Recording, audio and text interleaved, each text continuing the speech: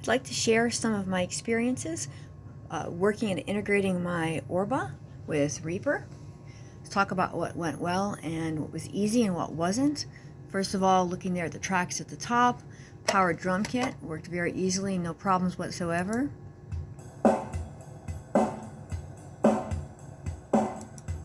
And I was in drum mode on the Orba when I recorded those.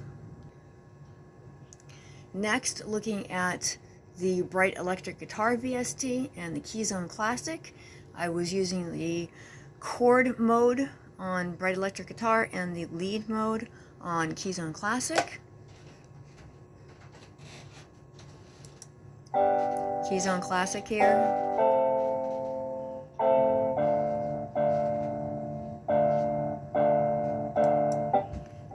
And the Keyzone Classic.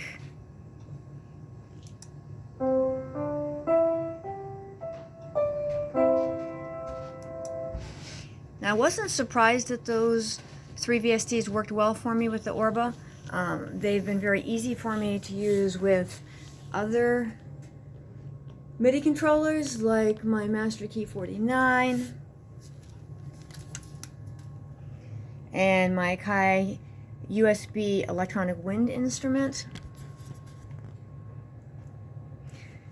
Those VSTs work very nicely with that also.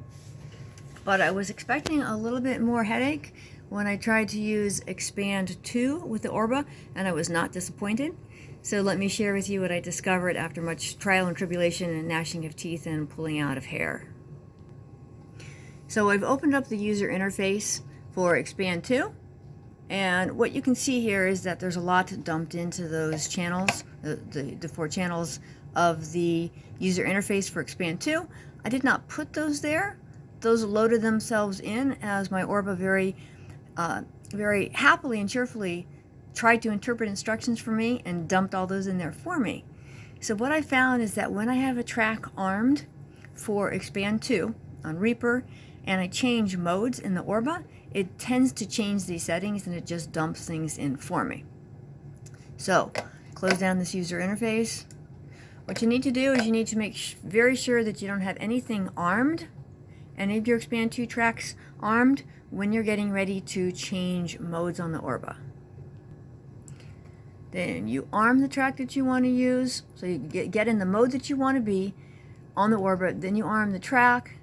Then you come into your user interface. Channel 2 seems to be the important channel here. I have found that sometimes I lose notes, so maybe just key 7 on the Orba won't work, for instance.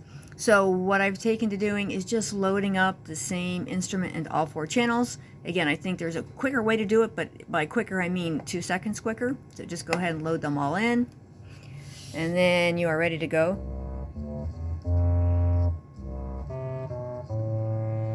On your Orba. And it's very expressive.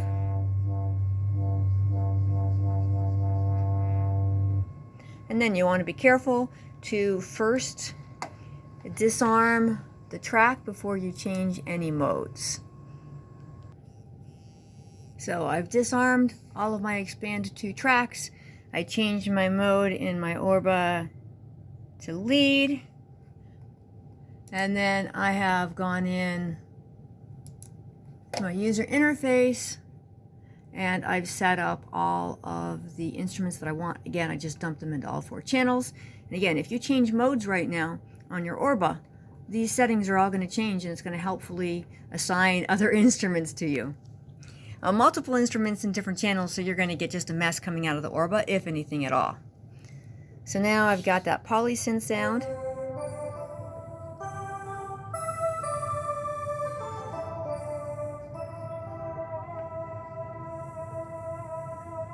And again, you've got a lot of expression.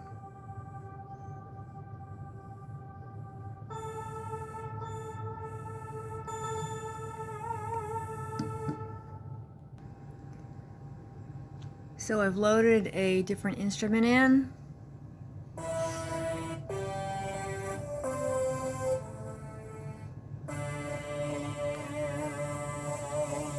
And you can tell it's very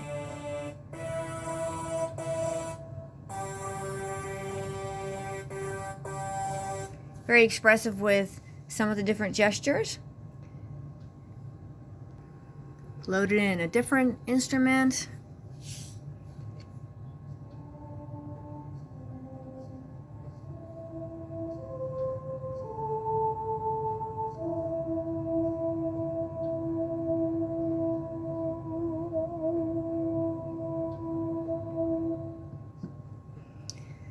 So I hope that that helps you if you try your own experimenting with Orba and Reaper. It's definitely worth it. Again, to summarize, it works great and easily with some VSTs. Other VSTs need a little bit more work, but it is a lot of fun.